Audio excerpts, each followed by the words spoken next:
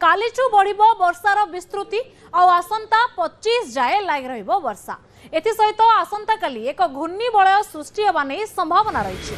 यार प्रभाव रे आसंता 24 रे लघुचाप क्षेत्र सृष्टि होबो, फल वर्षार विस्तृति राज्य रे वृद्धि पाइबो।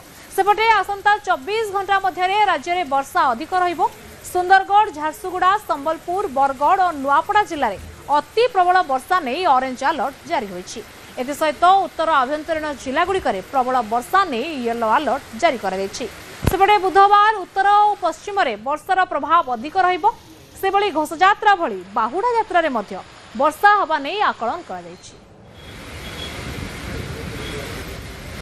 पारे आपंकर 24 तारीख बेलू लघुचाप क्षेत्र सृष्टि करा जोटा उत्तर पश्चिम बंगोपसागर और ओडिशा वेस्ट बेंगल बॉर्डर में फर्मेसन हबार जनापड़ी। आ से सिस्टम फल ओडिशा रे 22 रु 25 भितर वर्षा हम जदिव उत्तर ओडिशा रे अधिक वर्षा रही दक्षिण ओडिशा अल्प मध्यम धरण वर्षार भी संभावना रोचे। एवं आपातत जहाँ जनापड़ी पुरी में वर्षा हो पारे कि जो हेवी रेनफल होता से टाइप हबार संभावना कम रोचे बर्तमान, किंतु तथापि 23 तारीख बेलू स्पष्ट हो पारे। किंतु एबे जहाँ आकलन जनापड़ी वर्षार परिमाण अधिक रही केन्द्रापड़ा उपरकू रही संभावना रोचे।